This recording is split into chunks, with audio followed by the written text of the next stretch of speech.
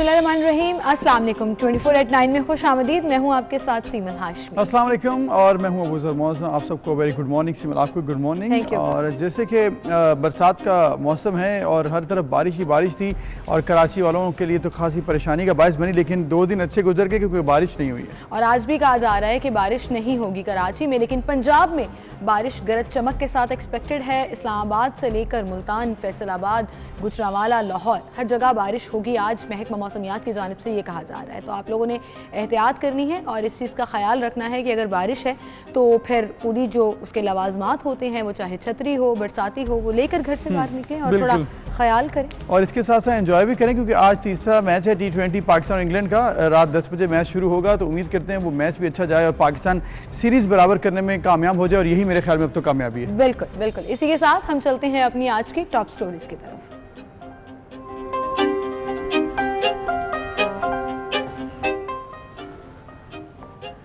Islamabad high court में आज अहम केसेस की समाअत। एवनफील्ड, अजीजिया और फ्लैगशिप रेफरेंस पर फैसलों के खिलाफ अपीलों पर समाअत 2 रुकनी बेंच करेगा। नवाज शरीफ की समाअत से इस्तिस्ना की दरख्वास्त। मरीम नवाज ने इल्तवा की दरख्वास्त जमा करा दी। नवाज शरीफ की सेहतयाबी के फौरी बाद वापसी की यकीन दहानी। कहते हैं डॉक्टर से इजाजत मिलते ही पहली फ्लाइट से पाकिस्तान आऊंगा। हाजिरी से इस्तिस्ना की दरख्वास्तों पर समाअत भी आज होगी। डॉक्टर महा के वालिद ने अपनी खामोशी तोड़ दी। आसिफ अली शाह के जुनैद पर संगीन इल्जामात। कहा जुनैद ने महा अली को मनशियात पर लगाकर ब्लैकमेल किया, उसको तशद्दुद का निशाना भी बनाता रहा। डॉक्टर इरफान और जुनैद DHA में दीगर लड़कियों को ड्रग्स पर लगाकर ब्लैकमेलिंग में मुलविस हैं। इमरान खान की तमाम स्टेक होल्डर्स की मुशावरत से कराची ट्रांसफॉर्मेशन प्लान को हतमी शक्ल देने की हिदायत। गवर्नर सिंध ने कहा जो मंसूबे बनाए उनका ऐलान वज़ीर आज़म इमरान खान कराची में करेंगे। वज़ीर आज़म ने पेट्रोलियम मसनूआत की कीमतों में इजाफे की तजवीज़ मुस्तरद कर दी। पेट्रोल 103 रुपये 97 पैसे, डीजल 106 रुपये 46 पैसे और मिट्टी का तेल 65 रुपये 29 पैसे पर बरकरार।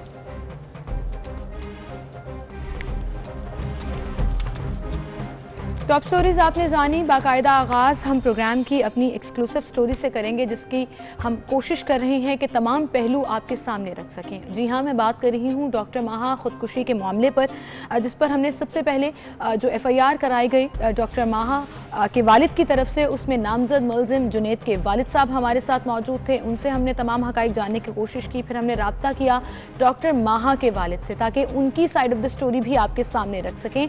और उन्होंने जो FIR में इल्ज़ाम लगाए हैं, जो FIR बिल्टअप की है, उसके अंदर जो तमाम चीज़ें नरेट की हैं, वो किस तरह की, उनके पीछे हकाइक क्या थे। लेकिन अब बहुत ज़रूरी हो जाता है उस FIR में जो मेन नामजद मुलजिम है जुनैद, उसकी साइड ऑफ द स्टोरी। जी, और हमने कोशिश की कि जुनैद से भी हम रब्ता करें, और यही होता रहा। जुनैद से पहले जो उन्होंने हमारे लिए मैसेज दिया और हमने आप तक पहुँचाया, वो भी हमने दिखाया, और महा के वालिद से भी हमने बात की उसी पर। कल डॉक्टर महा के वालिद ने एक प्रेस कॉन्फ्रेंस भी की है। हमसे भी उन्होंने बात की थी प्रोग्राम में, लेकिन उसके बाद उन्होंने एक फॉर्मल प्रेस कॉन्फ्रेंस भी की। उसमें क्या कहा, पहले आपको दिखाता हूँ। ताबिश ने गंदी, जुनैद ने जो है उसको इस तरह मेंटल टॉर्चर करता रहा। मेरी बच्ची को इसने ब्लैकमेल किया और आज ये वो निकाल के आता है कि छिपा की रसीद मेरे पास है। ये क्या लॉजिक है? ये वो चैट्स हैं जो मुख्तलिफ लड़कियों बेचारियों के मैंने उनके नाम इरेज किए हैं। ये सारी चीजें हैं, ये चैट्स हैं महा की। और दूसरी लड़कियों ने भी इसमें बताया कि जुनैद क्या है क्या नहीं, और ये किस तरह जो है ना टॉर्चर करता है लड़कियों को। वो लड़कियां सामने नहीं आना चाहती और नहीं मैं उनको लाऊंगा सामने, मैं अकेला ये जंग लड़ूंगा। अभी तक जुनैद गिरफ्तार नहीं हुआ। मैं जुडिशरी से बोलूँगा, मैं सिंध पुलिस से बोलूँगा कि मेरे भाइयों प्लीज़ इंसाफ कीजिएगा। सिर्फ एक को नहीं, इन तीनों को मीरपुर खास भेजता था पढ़ने के लिए, और उस वक़्त मेरे हालात के इतने अच्छे, जो मैंने बताया कि ज़मींदारी हमारी पानी की वजह से बहुत पीछे थी, लेकिन मैं टैक्सी करके भी इनको भेजता था पढ़ने के लिए। वहाँ से आया मैं कराची कि मैं अपने बच्चों को यहाँ जो है इसको मैंने एडमिशन मेडिकल में कराया। ये सारी चीज़ें जो है ये की। उसके बाद मैंने आपको बताया कि मैं जॉब्स पे गया बाहर के इनकी फ़ीस पे कर सकूँ। तो आसिफ अली शाह साहब ने क्या कहा वो भी आपने देखा। तो इल्ज़ामात हैं संगीन नौयत के। उनके मुताबिक एक गैंग है ये लड़कों का, जिसमें जुनैद और दीगर डॉक्टर्स और डॉक्टर इरफान कुरैशी शामिल हैं। ताबिश है जो कि लड़कियों को मुलविस करते हैं, नशे में लगाते हैं, उसके बाद उनको ब्लैकमेल करते हैं, जिसके बाद इंतहाई कदम ये लड़कियाँ उठाने पर मजबूर हो जाती हैं। और उन्होंने ये भी कहा है कि हमारे साथ अदलिया और इंतज़ामिया ताउन कर इन लड़कों को गिरफ्तार किया जाए, इनको सज़ा दिलवाई। बिल्कुल। अब हम बात करेंगे, हमारे साथ इस वक्त जुनैद मौजूद हैं, उनकी साइड ऑफ द स्टोरी क्या है। आसिफ अली शाह साहब जो डॉक्टर माहा के वालिद हैं, उन्होंने कहा कि मेरे पास तमाम सबूत मौजूद हैं, लेकिन जुनैद और माहा का रिश्ता कैसा था, क्या था, और क्या इन इल्ज़ामात में के डिफेंड में जुनैद क्या कहना चाहते हैं, हम उनसे बात करेंगे। अस्सलाम वालेकुम जुनैद। वालेकुम सलाम। जुनैद, सबसे पहले तो हमने देखा कि आपके वालिद साहब ने क्या कहा, माहा के वालिद ने क्या कहा, FIR क्या दर्ज हुई। हम आपकी साइड ऑफ द स्टोरी पूछना चाहते हैं, आप माहा से मिले कैसे, आपकी दोस्ती कैसे हुई थी, कितना पुराना रिश्ता था, सबसे पहले तो ये बताइएगा। चलो थैंक यू। किसी ने ये सोचा तो कि पूछ लेना चाहिए दूसरी साइड ऑफ द स्टोरी क्या है क्या नहीं है। मैं और माहा हम 4 साल से साथ हैं, ठीक है, और जब माहा ने सुसाइड की है तब तक we were dating, we were together, ठीक है। मुझे आखिरी मैसेज माहा का है 10/26 पे, आई लव यू टू, और वो उस दिन भी मुझसे बात कर रही थी अपने काम के बारे में, कार्डियोलॉजी के बारे में, और प्लान किया था कि अगले दिन 19th को, she died on 18th, plan था 19th को हमारा मिलने का।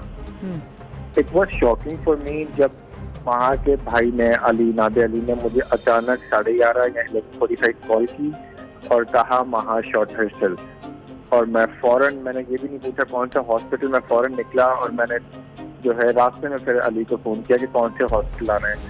फिर दिन अली टोल मी कि आप जिना आ जाएं। फिर मैं जिना गया, वहाँ जाके अली से मिला, फिर थोड़ी देर बाद मैं अंदर गया और अंदर जाकर देखा तो उस टाइम। जुनैद, ये बाद में हुआ क्या, किस तरह से ऑब्वियसली आपको मालूम हुआ, फिर क्या हुआ उसके बाद, वो तो हम बात में आते हैं इसके तरफ। ये बताइएगा, आपने बताया कि 4 साल से आपकी दोस्ती थी, फिर ये मोहब्बत में कब बदली, कब ये आपका रिश्ता जो है कुर्बत में कब बदला, ये ज़रा बताइएगा। जी 4 साल से हम साथ थे, ठीक है, और जिस तरह शुरू में हम मिले, एक हमारी दोस्त थी सकीना करीम, हम उसके थ्रू मिले थे फर्स्ट टाइम, ठीक है, और सकीना तो अभी है, आप चाहें सकीना पे भी कंफर्म कर सकते हैं, that's how we met first time, हम उस तरह मिले। उसके बाद से फिर हम मिलना शुरू हुए, हमारी बातें स्टार्ट हुई, ठीक है, then I fell in love with her and apparently she did too, और हमने बहुत अच्छा टाइम साथ गुजारा, बहुत अच्छा टाइम साथ गुजारा। सही। अच्छा जुनैद, ये भी कहिएगा, हम चूंकि साथ कड़ियां भी मिला रहे हैं और साथ जो बातें डॉक्टर माहा के वालिद साहब ने कही या जो FIR में है, हम उनको भी लिंक अप कर रहे हैं, तो उसमें मुझे 1 सेकंड देंगे प्लीज। आपकी बहन का जिक्र आया, मैं वो पूछना चाह रही थी। जी, आप कंप्लीट कर लीजिए। बिल्कुल। नहीं, अच्छा, मैं आपको यही कह रहा हूँ कि आप मुझसे जो एलिगेशंस हैं, आप बिल्कुल विदाउट एनी हेजिटेशन आप मुझसे सारे पूछें, जो कोई ठीक है जो भी है आप मुझसे। सो हम आप ही की साइड स्टोरी सुन रहे थे, लेकिन उसमें मैं सिर्फ ये पूछना चाह रही थी कि आप डॉक्टर माहा से मिले कैसे थे, क्या आपकी बहन उनकी दोस्त थी या माहा की बहन, आप कोई फैमिली टर्म्स थे आपके आपस में? नहीं, मैं आपको बताता हूँ हुआ क्या। मैं माहा मिले सकीना के साथ फर्स्ट टाइम। सकीना कौन है? अब सकीना माहा की दोस्ती, सकीना करीम नाम है, दोस्त है माहा की, ठीक है। जी हम फर्स्ट टाइम इस तरह मिले, ठीक है। अभी एक रेस्टोरेंट है, उसका मैं नाम नहीं लेना चाह रहा, कि हम वहाँ पे मिले। ओरेरी, मैं बता ही देता हूँ, ओरेरी पे मिले थे, ठीक है। एक बर्थडे थी, अब बर्थडे किसी लड़की की थी, मैं तो अवॉइड कर रहा हूँ वो नाम देना, ठीक है। और माहा अगर मुझसे मिलने आती थी, ठीक है, तो वो अगर अपने घर पे कोई नाम लेके आ रही है कि मैं यहाँ जा रही हूँ, मेरी बहन का है, मेरी अम्मी का, किसी का नाम लेके आए, तो उसमें मैं तो कुछ नहीं कह सकता। या तो मैंने मैसेज किया हो कि या मेरी बहन ने मैसेज किया हो, ठीक है। क्योंकि ये अगर आप चाहेंगे मैं आपको सकीना का भी, ठीक है, मतलब आपकी दोस्ती जो है वो फिर जब आपका जब कुर्बत में बदल गई, उसके बाद आप 4 साल ये रिलेशन में आप रहे हैं, आपको इतनी कुर्बत में जब आप थे तो ये मालूम था कि डॉक्टर माहा जो हैं वो ड्रग्स लेती थी, क्योंकि ये भी कहा जा रहा है उनको नशे की आदत थी? देखिए, ये बोल रहे हैं कि नशे की आदत, इन्होंने जो एलिगेशंस लगाई कि नशे की आदत जुनैद ने लगाई है, ठीक है, कि जुनैद नशे की आदत करके ब्लैकमेल करता है और उसने दूसरी लड़कियों को भी ब्लैकमेल करता रहा है, ठीक है। इन्होंने तो मेरा कोई ड्रग का कार्टेल बना दिया, मुझे कोई पाब्लो एस्कोबार बना दिया है कि मैंने पता नहीं क्या कर दिया है। और अगर आप हॉस्पिटल से लेके अभी तक जितने लोग मेरे पास आए थे जी, और जितने लोग मुझे जानते हैं, that I was so attached to Maha, I was in love with her, ठीक है, और मैं उससे सच में दिल से प्यार करता था और उसकी हर चीज का ख्याल मैं खुद रखता था। मेरे पास कुछ मैसेज वहाँ के पड़े हैं जो मैंने कुछ आपको दिए, लेकिन कुछ मैंने अपने पास भी रख लिए जिसको रिमेंबरी, ठीक है, जिसमें ये है कि वो कह रही है मुझे किसी से फेवर नहीं लेना, अपनी फैमिली से किसी से फेवर नहीं लेना, ठीक है, जिसमें मैं आगे से कहता हूँ कि डोंट वरी, हर चीज तुम्हारी सॉर्ट आउट हो जाएगी। और उसके अब्बू एक और बात कह रहे हैं कि मैं हॉस्पिटल छोड़ हर चीज सॉर्ट आउट हो जाएगी। क्या इश्यूज क्या थे जो वो कह रही हैं कि मैं किसी से फेवर नहीं लेनी? किस मामले पर बात हो रही थी? वो अपनी फैमिली से उसके अब्बू से थोड़ी नाराजगी थी, ठीक है, अब्बू से थोड़ी नाराजगी थी। She was close to her mom और फातिमा, मगर मुझे नहीं पता फातिमा जो पोस्ट कर रही है, फातिमा को भी पता होना चाहिए कि मर के उसने भी अल्लाह के पास जाना है, और शायद उसकी बहन उससे पूछे कि ये तुमने क्या बोला है। अच्छा जुनैद, जो कल हमारी माहा के वालिद साहब से बात हुई वो ये कह रहे हैं कि माहा की जो छोटी बहन है जिनका आप जिक्र कर रहे हैं, ये सारी स्टोरी और ये सारी जो बातें हैं ये उन्होंने अपने वालिद साहब को बताई। अब ड्रग्स का लफ्ज़ जो इस्तेमाल हो रहा है कि आपके ऊपर ये इल्ज़ाम लगा है FIR में कि आपने माहा को नशे का आदी बनाया, दैट मीन्स कि कंफर्मेशन उनके घर वाले कर रहे हैं कि माहा ड्रग्स करती थी और आप उसके रिस्पॉन्सिबल हैं। तो क्या इस चीज़ में सदाकत है, हाँ या नहीं? क्या आप ड्रग्स करते हैं? क्योंकि डायरेक्टली आपके ऊपर इल्जाम लगा है FIR में। जी मैं आपको बताता हूँ। मैं मेरे डायट में भी ये बात ऑनर आपको बोली थी, आप कोई प्रूफ ले आए, कोई बंदा कह रहा है कि जुनैद ने ड्रग किया है, आप मेरा टेस्ट कराएं कहीं भी, ठीक है? अच्छा, आप टेस्ट कराने के लिए तैयार हैं? बिल्कुल, और मैं ऑन ओथ कुरान उठा के बोलने को तैयार हूँ, मतलब जिंदगी में कोई ड्रग नहीं किया। ठीक। अच्छा जुनैद, अब फिर डॉक्टर माहा करती थी ड्रग्स से बड़ा और क्या होगा? डॉक्टर माहा ड्रग्स पर थी? जी, ऑन एंड ऑफ थी, ठीक है, ये मालूम है आप। But you were in relationship with her, क्या आपने कभी उन्हें मना नहीं किया? उनको देता कौन था ड्रग्स? मतलब अगर आप इतने क्लोज थे जैसे आप बता रहे हैं। जी, मेरे पास स्क्रीनशॉट मौजूद हैं विद डेट, जिसमें मैंने रोका है, जिसमें ये भी बोला है कि I won't talk to you, that you sure on my life that you won't take it, ये भी है मेरे पास विद डेट। और वो आप कहीं से भी फॉरेंसिक करा लें कि ऑल्टर्ड है, कुछ है या कोई चेंज किया हो, ठीक है, मैं अपना फोन जो है सबमिट करने को तैयार हूँ, उसमें फॉरेंसिक करा लें। ठीक है, मतलब कोई बात इसमें अगर इस तरह हो ना कि मैंने चेंज किया हो। ठीक है जुनैद, यानी कि आपको ये मालूम था कि डॉक्टर माहा जो है वो ऑन एंड ऑफ ड्रग्स पर थी, लेकिन आपने कहा है कि मैं कुरान पर हाथ उठाता हूँ कि मैंने कभी ड्रग्स नहीं ली। तो ये मालूम हुआ आपको कि उनको ड्रग्स पर किसने लगाया, ऑन एंड ऑफ उनको प्रोवाइड कौन करता था, किससे उनका राब्ता था इस मुतालिक? देखें कुछ कितनी ऐसी बातें हैं जो मुझसे छुपी गई थी, कितनी ऐसी बातें। जी, ताबिश वाली बात जो है वो मुझे पता ही नहीं थी। अच्छा, आपको नहीं पता था ताबिश नामी कोई कैरेक्टर है? मुझे नहीं पता था ताबिश नाम का।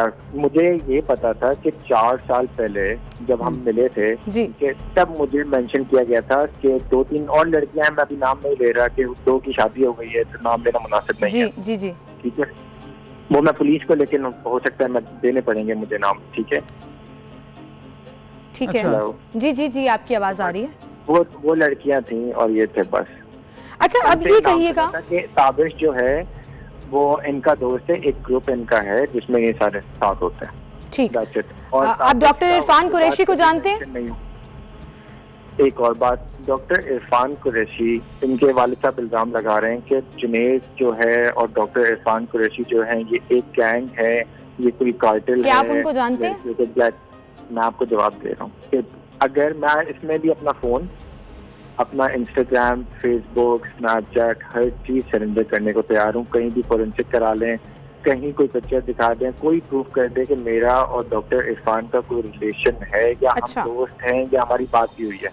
मेरी आज तक डॉक्टर इरफान से कोई बात नहीं, हमारा कोई भी लिंक नहीं। ठीक है, मैं ये बात भी आपको गारंटी बोलता हूं। मतलब आप डॉक्टर इरफान कुरैशी को नहीं जानते, लेकिन ताबिश के बारे में आपको मालूम हुआ कि उनके साथ दोस्ती थी और ये सब कुछ। अच्छा, ये बात 4 साल पहले की है, ताबिश कुरैशी वाली, ठीक है? पर महा ने जो बताया था कि महा की ताबिश से बिल्कुल बात खत्म हो गई है, और जब एंड में सुसाइड वाली बात हुई है, जब गन निकली है, तो वो चीज फिर डिस्क्लोज हुई है, एक नाम आया।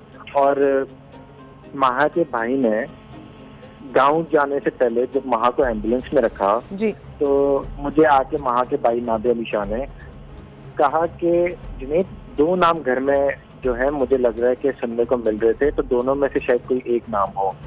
ठीक है, मैंने कहा क्या? तो कहते हैं तबरेज या ताबिश।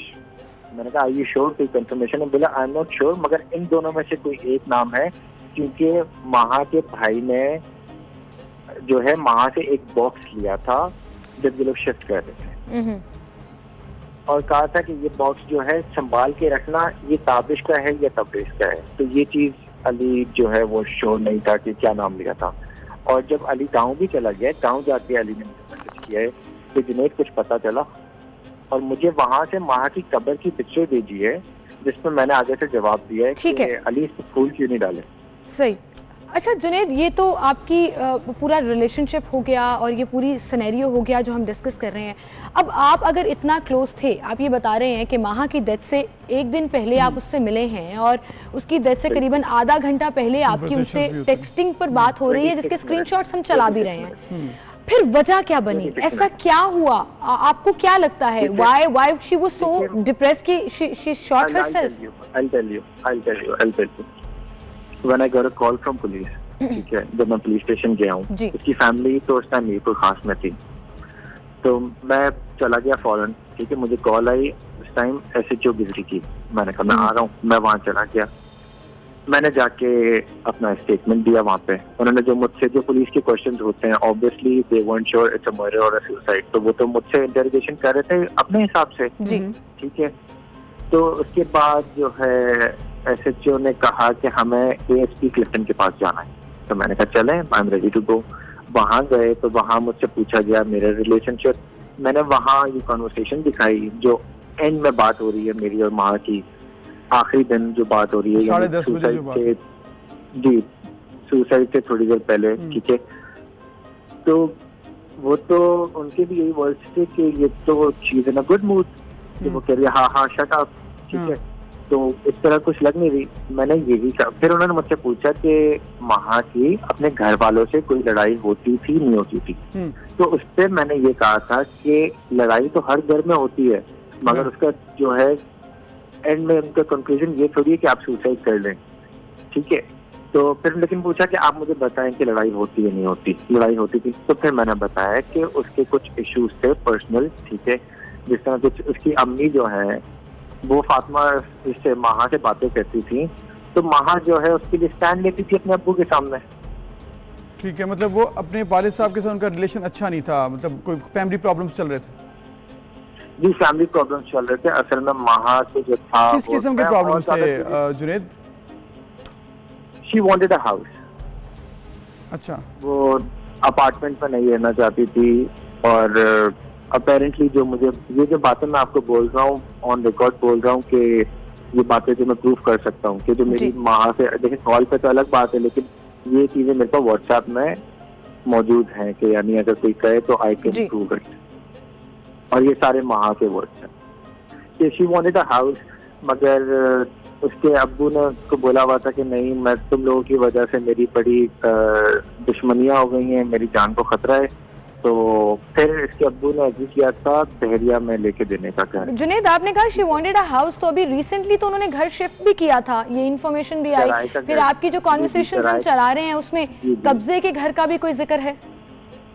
जी जी जी, वो कब्जे का घर का जिक्र नहीं है। वो अगर आप सही तरह अगर उसे पढ़ेंगे तो उसमें लिखा हुआ है कि उसकी मॉम की कोई जगह थी, ठीक है, जिसपे इनके वालिद साहब ने जो है कब्जा रिलीज कराया था, और इनके मामू के कोई काम किए थे, तो इस वजह से जो ये लिखा भी होगा एग्जैक्टली कि he is taking advantage of it.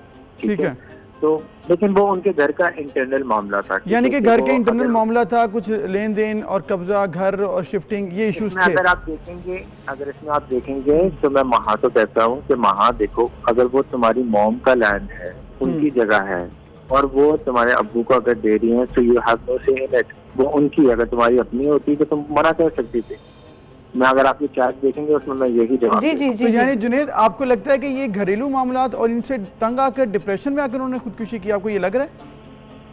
मैं आपको जो बात बोल रहा था पुलिस वाला, वो आपने कंप्लीट नहीं करने दिया था। मैं आपको कंप्लीट करें। जब मैं एएसपी क्लिफ्टन के पास गया, वहाँ जाके आपको पता है कि महा ने मुझे जिस दिन डेथ हुई है उस दिन 4:21 पे मैसेज किया है होम। जबकि महा घर पहुंची है 8:12। अच्छा, ठीक है। पुलिस को भी ये बात मैंने बताई थी कि महा घर जो है 8 बजे आई है, जबकि महा का ऑफ हो गया था, 4 बजे ऑफ हो गया था और उसे घर आ जाना चाहिए था। ठीक है। वो भी किस तरह से, जब हॉस्पिटल में मुझे महा की अम्मी मिली है तो मैंने आंटी से पूछा, क्योंकि महा ने मुझे 4 बजे बोल दिया था कि मेरी अम्मी हॉस्पिटल आ रही है, कार्डियोलॉजी डिपार्टमेंट में कुछ उनको दिल का कोई इशू हो रहा है। तो मैंने कहा ठीक है। उसके बाद फिर रात को जब उसकी अम्मी हॉस्पिटल आई है 4:30 बजे, जब वेंटिलेटर रिमूव कर दिया, तो मैंने आंटी से पूछ रहा हूँ कि आंटी आप बताएं कि महा का मूड कैसा था, आपके साथ थी आज इसके, आप मिली हैं, आप साथ आई हैं उसके। वहाँ मुझे पता चला कि आंटी तो हॉस्पिटल ही नहीं गई। तो फिर मैंने आंटी से पूछा, आंटी वो आज घर कैसे आई? कहीं पता नहीं, शायद हॉस्पिटल की गाड़ी में। सही। तो आप ये कह रहे हैं कि आपको 4 बजे उन्होंने बताया और 4 से 8 बजे के दरमियान वो कहीं थी जो आपको नहीं पता। आपकी ये जो बाद में चीजें डिस्क्लोज हुई। ठीक है, मैं आपको आगे और कंटिन्यू कर दूं कि लेकिन she was fine with me. वो मुझसे नॉर्मल बातें करती घर पहुंचने के बाद, जब वो घर आ गई कि I think I stick to cardiology. ठीक है, वो काम की बातें कर रही थी। और फिर मैंने 10 बजे के करीब या 9:50 के करीब मैंने घर पे चॉकलेट्स ड्रॉप की। अच्छा। जो महा का भाई है अली ने रिसीव की, जिसपे अली ने बोला कि क्यों बिगाड़ते हो इतना इसको। ठीक है, तो मैंने कहा चॉकलेट्स ही हैं, क्या हो गया।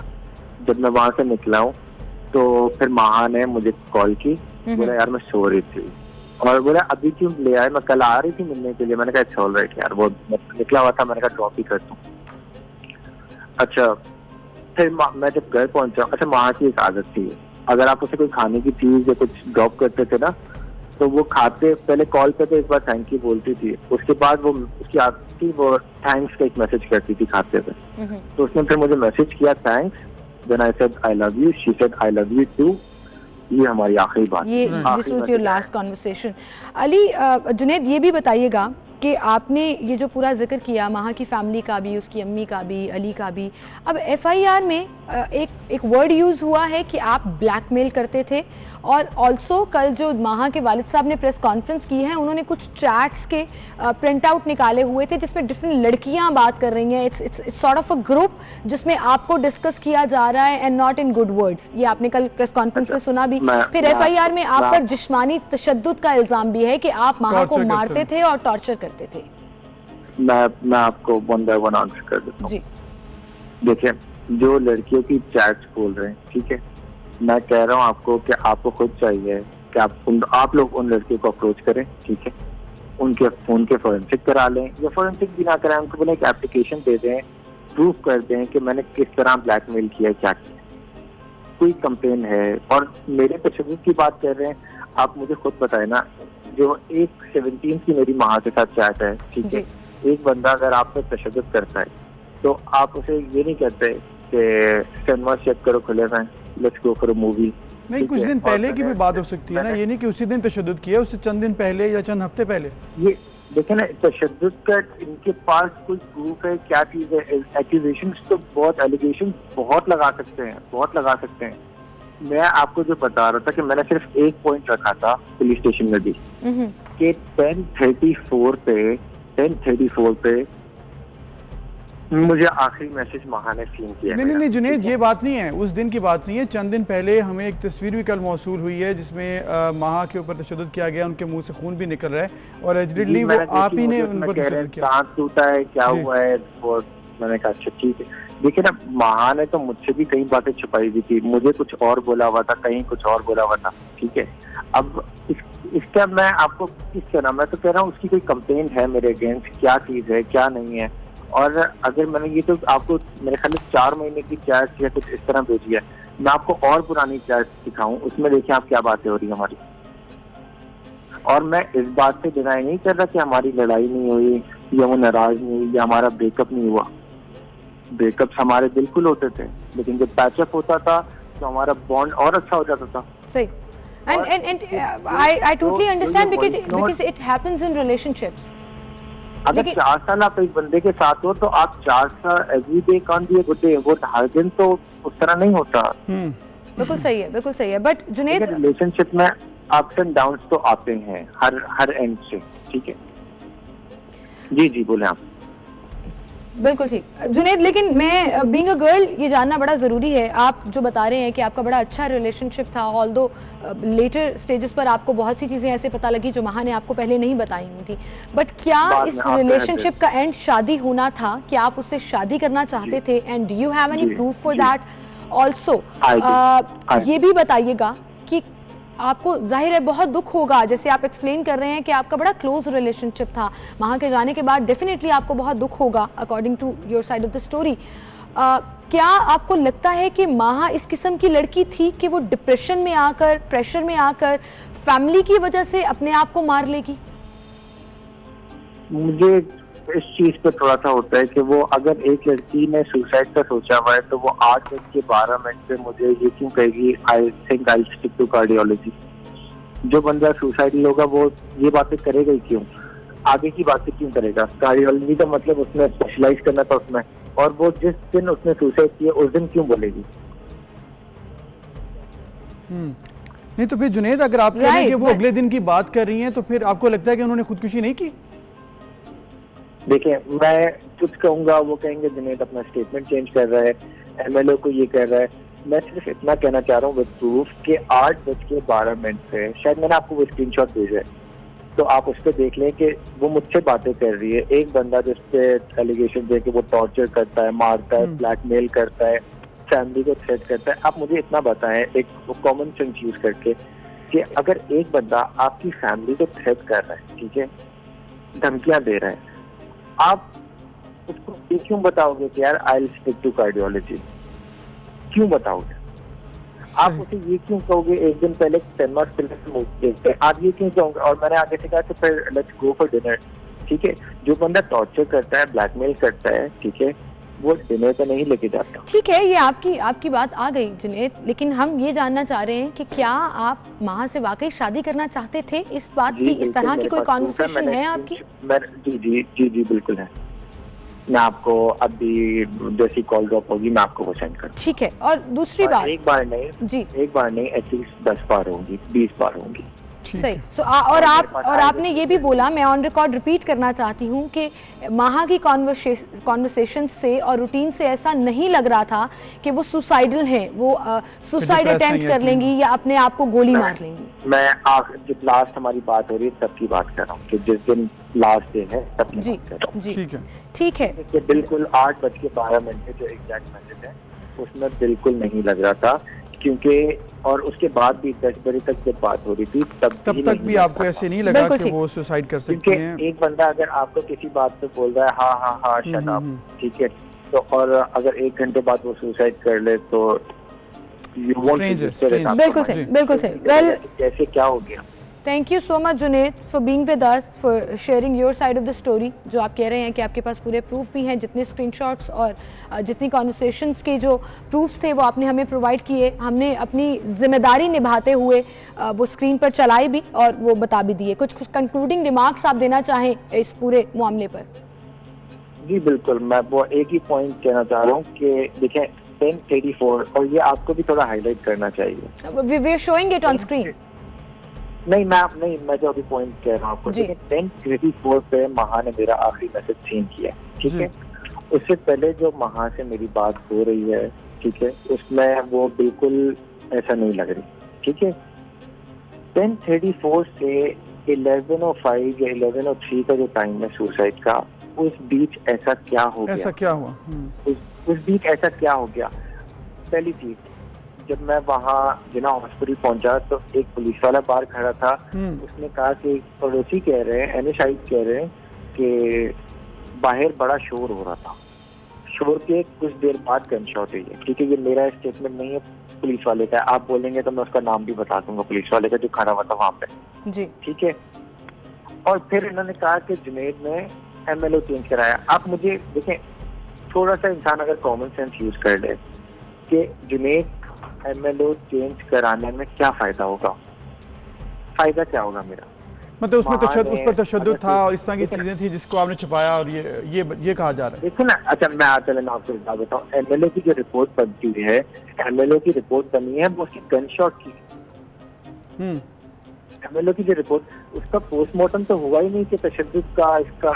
MLO की जो रिपोर्ट बनी है वो बनी सिर्फ वहाँ के हेड की। तो ये जो है ना स्टेटमेंट्स देके, क्योंकि काफी लोगों को नहीं पता, लोगों को लगता है MLO हो गया तो इसका मतलब बॉडी का एग्जामिनेशन। जुनैद ठीक है, आपका पॉइंट क्लियर हो गया, आपके सवालात भी सामने आ गए और हमारी रिक्वेस्ट है पुलिस से कि इन तमाम एस्पेक्ट्स को मलहूज़े खाते हुए इसकी इन्वेस्टिगेशन को आगे बढ़ाया जाए और देखा जाए कि असल में क्या वाकई में जो इल्जामात लगाए गए हैं उनमें सदाकत है या नहीं। और ये जो सवाल है कि 10:30 से 11 के दरमियान क्या हुआ, इस बीच में क्या हुआ, इस पर जरूर सवाल उठाना चाहिए। एक ब्रेक, फिर मिलते हैं।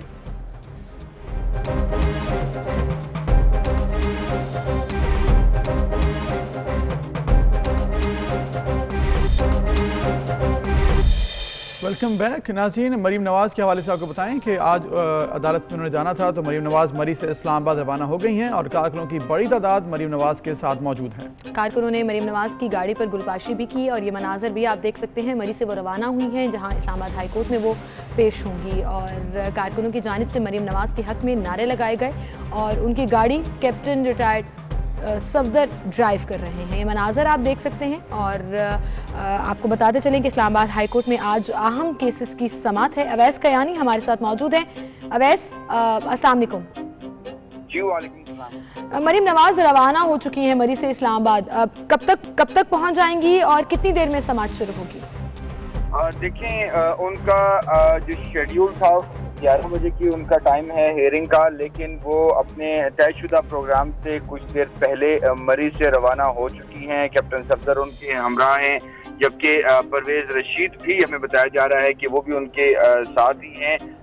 वहाँ से जब वो रवाना हुई तो उस वक्त भी कारकुनान उनके साथ थे, लेकिन जैसे ही इस्लामाबाद एंट्री पॉइंट है 12 का, वहाँ पर तमाम जो इस्लामाबाद की जो यहाँ पर जितनी भी तंजीमें हैं वो वहाँ पर ही कारकुनान और ओहदेदार जो हैं, पार्टी ओहदेदारान, वहाँ पर उनका वेट कर रहे हैं। उनका इस्तकबाल किया जाएगा और उनको बिल्कुल भरपूर तरीके के साथ जो है अपने जो लीडर को है जो वहाँ से नैब अदालत ले जाया जाएगा।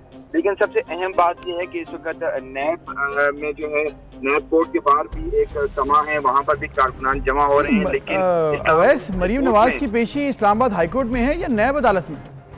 नैब अदालत से बिल्कुल होते हुए इस्लामाबाद हाई कोर्ट जाया जाएगा, जहां पर उसकी एंट्री है। और इस्लामाबाद हाई कोर्ट में जो पनामा रेफरेंसेस के फैसलों के खिलाफ जो अपीलों पर आज जो समाअत होनी है और वहां पर ही सारा आज जो है मजमा इकट्ठा होगा नून लीग का। और अगर आप थोड़ी इजाजत दें तो इस वक्त आज जो जस्टिस आमिर फारूक और जस्टिस मोहसिन अख्तर कियानी जो है वो एवनफील्ड और अल अजीजिया और फ्लैगशिप रेफरेंसेस की बिलों पर समाअत करेंगे, जिसमें मरियम नवाज और कैप्टन सफदर जो है वो एवनफील्ड रेफरेंस में जो अपील में जाती हैसियत में अदालत में पेश होंगे और पनामा रेफरेंसेस के फैसलों के खिलाफ नवाज शरीफ और मरियम नवाज, कैप्टन रिटायर्ड सफदर और नैब ने जो है अपीलें दायर कर रखी हैं। और इसमें जो सबसे अहम बात है वो ये है कि साबिक वज़ीर-ए-आज़म नवाज शरीफ ने एवनफील्ड रेफरेंस में हाजिरी से जो इस्तिस्ना की जो है वो ऑलरेडी दरखास्त जो है वो दायर कर रखी है और नवाज शरीफ ने अल अजीजिया रेफरेंस जो है वो मुलतवी करने या मुकर्रर करदा जो नुमाइंदों के जरिए समाअत की इस्तदा भी की है।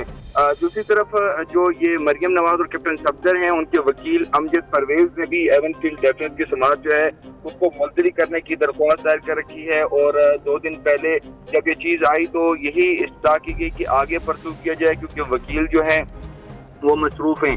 लेकिन मरियम नवाज आ चुकी थी। सही, बहुत शुक्रिया अवैस कयानी, आप हमारे साथ मौजूद थे। इस्लामाबाद हाईकोर्ट में आज अहम केसेस की समाअत है। एवनफील्ड, अल अजीजिया और फ्लैगशिप रेफरेंस पर फैसलों के है वो आज अपीलों पर समाअत 2 रुकनी बेंच करेगा और मरीम नवाज मरी से रवाना हो चुकी है। और हम उम्मीद करते हैं कि सिक्योरिटी के इंतजाम अच्छे होंगे और किसी किस्म की वहाँ पर डिस्टर्बेंस नजर नहीं आएगी, क्योंकि ये बहुत ज़रूरी है। अदालती कार्रवाई है, उसको रूटीन मैटर बनाकर ही पेश करना चाहिए। एनीवेज, एक ब्रेक, फिर मिलते हैं।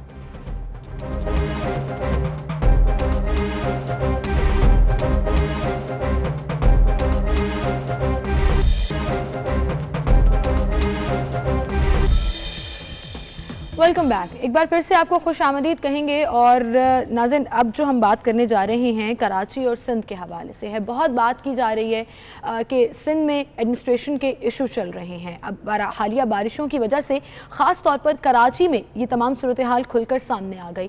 लेकिन हुआ ये भी कि बल्दियाती इदारों की जो मुद्दत है वो मुकम्मल हो चुकी, तहलील भी हो चुके, लेकिन जो कायम मकाम लोग आने थे, जो एडमिनिस्ट्रेटर्स आने थे, वो नहीं आ सके। बिल्कुल, अब सिंध के बल्दियाती इदारों की मुद्दत मुकम्मल होने का जो नोटिफिकेशन है, तहलील होने का, वो तो अब जारी हो चुका है। और सिंध के बल्दियाती इदारों का जो अब नोटिफिकेशन है, अब आगे आइंदा कौन होगा एडमिनिस्ट्रेटर, साबिक मुंतखब नुमाइंदों को सरकारी गाड़ियाँ और दीगर मराद अब वापस करने की हिदायत भी कर दी गई इस नोटिफिकेशन के मुताबिक। लेकिन आगे कौन होगा ये अभी तक फैसला नहीं हो सका। सिंध हुकूमत ने mayors, deputy mayors, chairman, vice chairman और मुंतखब नुमाइंदों की मुद्दत मुकम्मल होने का परवाना जारी कर दिया है। म्यूनसिपल कॉरपोरेशन का अगर जिक्र करें, डिस्ट्रिक्ट काउंसिल्स का जिक्र करें, यूनियन काउंसिल्स और इनके साथ साथ म्यूनसिपल टाउन यूनियन कमेटीज़ भी तहलील कर दी गई हैं। नोटिफिकेशन में साबिक मुंतखब नुमाइंदों को सरकारी गाड़ियाँ और दीगर जितनी भी मराद थी, अब वो कहा जा रहा है कि वापस कर दें, जो असूलन कर भी देनी चाहिए क्योंकि 28 अगस्त को टेन्योर खत्म हो गया था। दूसरी जानिब बल्दियाती इदारों में जल्द ही नई तैनातियों का इम्कान भी है। हैदराबाद का अगर जिक्र करें तो MQM और पीपल्स पार्टी ने अपने अपने नाम दे दिए हैं।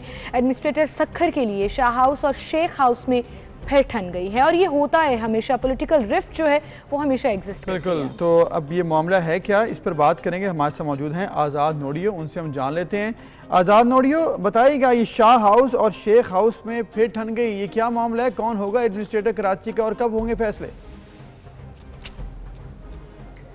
जी बिल्कुल, जैसा कि 30 अगस्त यानी 2 रोज़ कबल बल्दियाती इदारों की जो आईनी मुद्दत 4 साल की है वो तो ख़त्म हो चुकी है, जिसके तहत 5 मेट्रोपॉलिटन कॉरपोरेशन के मेयर, डिप्टी मेयर, 6 DMCs के अजला जो DMC के चेयरमैन, वाइस चेयरमैन और 20 अजला के chairman, vice chairman, municipal committee, town committee, union council और यूनियन कमेटी के चेयरमैन जो है उनकी मुद्दत ख़त्म हो चुकी है। और सिंध हुकूमत ने बाज़ाब्ता तौर पर लोकल बॉडीज़ को तहलील करके इनको जो मराहत दी गई थी सरकारी गाड़ियों समेत दीगर जो सरकारी वसाइल थे वापस करने के अहकाम तहरीरी तौर पर जारी कर दिए हैं। लेकिन इस लिहाज से सिंध हुकूमत को इस वक्त जो है इनकी मुद्दत ख़त्म होने के बाद मजमूई तौर पर सूबे भर में 1500 जो है एडमिनिस्ट्रेटर तैनात करने हैं। लेकिन महकमा बल्दियात के मुताबिक जो SLGO Sindh local government act जो है जिसके तहत इनकी मुद्दत ख़त्म होने के बाद में जो है अज खुद जो है अख्तियारात कमिश्नर्स, डिप्टी कमिश्नर्स और मुकामी जो ज़िले जो दीगर जो काउंसिल्स हैं उनकी जो इंतज़ामिया है उनको मुंतकल हो चुके हैं। लेकिन ऑफिशियल तहाल कोई वज़ीर या जो सिंध हुकूमत का नुमाइंदा है बता नहीं सका है। लेकिन उनका कहना है कि वो इख्तियारात उनके पास चले गए, वो निज़ाम चला सकते हैं। लेकिन 2 दिन आज गुजर चुके हैं, लेकिन उनकी जानब से भी कोई इन काउंसिल्स की चार्ज हासिल नहीं की गई है। मामला जो है एडमिनिस्ट्रेटर की तैनाती का है, वो सिंध हुकूमत को 18वीं आईनी तरमीम के बाद में करना है। लेकिन सिंध हुकूमत ने लोकल बॉडीज़ तो तहलील कर दी है, लेकिन सिंध हुकूमत ने ताहाल बल्दियाती इदारों के इंतखाबात कराने का कोई बाज़ाब्ता तौर पर शेड्यूल या ऐलान नहीं किया है। तक आज़ाद, ये इंतखाबात तो बहुत बाद की बात है कि उसका स्केड्यूल होगा, डेट्स आएंगी, क्योंकि एक नया जिला भी बना तो हल्का बंदियों के ऊपर भी बात होगी, तो ये तो एक लंबा प्रोसेस है। ये कहिएगा अभी जो ज़रूरत है वो कायम मकाम एडमिनिस्ट्रेटर लगाने की है। सखर से भी बात हो रही है, हैदराबाद से भी बात हो रही है, कराची में जो ब्यूरोक्रेट हैं यूनुस ढागा, उनका नाम सामने आ रहा था, लेकिन फिर जो सूबाई वज़ीर तालीम है उन्होंने इसकी तरदीद कर दी कि उनका नाम नहीं है। तो अभी तक कोई नाम, कोई तैनाती कराची के लिए सामने नहीं आई है। जी बिल्कुल, सिंध हुकूमत ने एक सियासी तौर पर एक गेम जो है खेली है। वो गेम इस तरह है कि कराची का जो कमिश्नर लगाया गया हुआ है डॉक्टर सोहेल अहमद राजपूत साहब। सोहेल अहमद राजपूत साहब जो अच्छे खासे एक माने अफसर है, पहचाने जाते हैं, जो मुशर्रफ दौर में भी जो वज़ीर ख़जाना थे सैयद सरदार अहमद, उनके साथ जो है या M.A. जलील मरहूम, उनके साथ भी सेक्रेटरी ख़जाना रहे हैं। और उसके बाद में 2 टेन्योर कायम अली शाह के दौर में भी सेक्रेटरी ख़जाना रहे हैं, मुराद अली शाह के दौर में भी सेक्रेटरी ख़जाना रहे हैं। उसके बाद में इनकी खिदमत वफाक के हवाले कर दी गई थी। 21 ग्रेड के अफसर हैं जो गैर मुतनाज़ अफसर हैं, उनको कमिश्नर कराची लगा दिया गया है। इस मामले पर किसी को कोई इस वक्त तक कोई एतराज़ नहीं है, क्योंकि मामला जो है स्टेक होल्डर्स का है। स्टेक होल्डर इस तरह के कराची, हैदराबाद, मीरपुर खास में जो मेयर, डिप्टी मेयर हैं वो हैं MQ पाकिस्तान के थे। उसके बाद में जो इन तीनों जो मेट्रोपॉलिटन कॉरपोरेशन हैं इनमें जो स्टे करती है पाकिस्तान पीपल्स पार्टी और MQ पाकिस्तान है। अब मामला आ गया है पाकिस्तान तहरीक इंसाफ का। पाकिस्तान तहरीक इंसाफ इन तीनों मेट्रोपॉलिटन कॉरपोरेशन में कोई इनका असर सुख नहीं है और नहीं पहले था और नहीं स्टेक रहा है। अच्छा। इस लिहाज से MQ पाकिस्तान और पाकिस्तान पीपल्स पार्टी के दरमियान जो मामला है इसको ही हल करना है, इनको ही मुशावरत करना है। लेकिन इस मामले में 3 रुकावट है। आप बता रहे हैं कि मामला हल करना है MQ और पीपल्स पार्टी के दरमियान, कोई मीटिंग्स होती हैं इस हवाले से या होने जा रही हैं? कुछ हुआ है अब तक? किस तरह से डिसाइड करेंगे? क्योंकि जितना लिंगर ऑन होगा उससे तो ऑब्वियसली कंफ्यूजन मजीद पैदा होगी। जी बिल्कुल, इस मामले में 3 ऐसे पहलू हैं जिसकी तरफ आज तक किसी की नज़र वहां तक दौड़ाई नहीं गई है, क्योंकि एक मामला जो है इसमें कुछ कानूनी पेचीदगियां भी है, आईनी पेचीदगियां भी। वो मामला ये है सेंसस का इशू है। वो सेंसस का इशू इस तरह है कि MQ पाकिस्तान चली गई अदालत में, मामला अदालत में जेर समाअत है, उसके बाद कोई फैसला नहीं हुआ। लेकिन सिंध हुकूमत चली गई है मुश्तरका मुफादात काउंसिल में, जो मामला इमरान खान के टेबल पर है, इमरान खान के पास है। लेकिन CCI इस वक्त तक इस मामले को हल नहीं कर सकी है कि जो खासतौर पर सेंसस का इशू है वो हल हो। इस हवाले से इब्तदाई तौर पर जो है CCI की सब कमेटी ने फैसला किया कुछ तहसील जो उसको चुना जाए और उसकी सेंसस कराया जाए कि मामला हकायक क्या है। लेकिन वो मामला भी इल्तवा का शिकार है। बहुत शुक्रिया आपका, ये है कि आप हमारे साथ मौजूद थे और इस तमाम तर सिचुएशन से अपडेट कर रहे थे। जाहिर है ये तो तमाम फ्यूचर प्लानिंग है। राइट नाउ जो बहस हो रही है वो अभी कौन तैनात होगा, और मुझे तो लगता है अबूजर इसको भी ये लोग आगे लेकर चलेंगे। कोई इतने आराम से जो है वो उस चीज़ को लेकर नहीं चलने वाले कि जल्दी से एडमिनिस्ट्रेटर लगा दें। अभी तो इनकी आपस में बहुत बहस होनी है। आपको लगता है मुत्तफिक हो जाएंगे किसी एक नाम पर और बहुत जल्दी? फौरी तौर पर तो मुझे लग नहीं रहा, लेकिन आइंदा चंद दिनों में होना चाहिए। और एक और मामला जिसका हल तलाश करना चाहिए और इसके लिए लगता है कि विफाक जो है खासी सीरियस है, क्योंकि वज़ीर-ए-आज़म इमरान खान ने कराची के हवाले से एक कराची ट्रांसफॉर्मेशन प्लान को हतमी शक्ल दे दी है और हिदायत जारी कर दी कि इसको हतमी शक्ल दी जाए। ये प्लान बड़ा इंपॉर्टेंट है। अगर ये इस प्लान के अंदर इम्प्लीमेंटेशन इसके ऊपर हो जाए और कराची के अवाम को जो रिलीफ सोचा जा रहा है, जो प्लान मरतब किया गया, अगर उसकी इम्प्लीमेंटेशन हो जाए तो मेरे ख्याल में बहुत बड़ी अचीवमेंट होगी, कराची को रिलीफ मिल सकता है। बिल्कुल। और सबसे ज़्यादा जो बहस की गई, जो इस इजलास में कल वज़ीर-ए-आज़म को ब्रीफिंग भी दी गई, वो कराची के मसाइल, पानी, सीवरेज और नालों की सफाई के हवाले से था। लेकिन बहरहाल जिक्र हो रहा है ट्रांसफॉर्मेशन प्लान का, जिसमें ट्रांसपोर्ट भी आएगी, सॉलिड वेस्ट मैनेजमेंट भी आएगी, आवाम की मुश्किलात भी आएंगी, और जो पूरा मसाइल का एक गढ़ बन चुका है हमारा मुआशी हब, उसकी तरक्याती ज़रूरतों को किस तरह सामने रखा जाएगा, इस पर हम बात करेंगे। पाकिस्तान तहरीक इंसाफ से सिंध से हमारे साथ मौजूद हैं हलीम आदिल शेख साहब, जिन्हें हम खुशामदीद कहेंगे। सीनियर रहनुमा हैं और हमेशा अपने पार्टी के मौक़िफ़ को बड़ा खुलकर सामने रखते हैं। अस्सलाम वालेकुम शेख साहब। जी वालेकुम अस्सलाम। बहुत शुक्रिया शेख साहब वक्त देने के लिए। सबसे पहले तो ये कहिएगा कि ट्रांसफॉर्मेशन प्लान बड़ा खुशाइंद है जो अनाउंस किया गया वज़ीर आज़म की तरफ से, और वक्त की अहम ज़रूरत भी है। इस ट्रांसफॉर्मेशन प्लान के तहत कराची में किन किन चीज़ों के ऊपर फोकस किया जाएगा? देखिए, सबसे पहले टारगेट ये है कि कराची को उसकी सबसे पहले तो असली शक्ल जो हुआ करती थी, जो हुलिया बिगाड़ के रख दिया हमने, उसको वापस ले जाया जाए और उसमें बेहतरी लाई जाए। उसके लिए सबसे पहले जो कराची के नाले जो अजाब बन चुके हैं और उसके ऊपर जो इंक्रोचमेंट है, इलीगल इंक्रोचमेंट, नंबर 1। नंबर 2, जो सीवरेज का सिस्टम, इस सिर्फ नालों ने नहीं, जो सीवरेज लाइंस थी उसके हवाले से TP2 TP3 हवाले से S3 प्रोजेक्ट, मतलब है सीवरेज सिस्टम।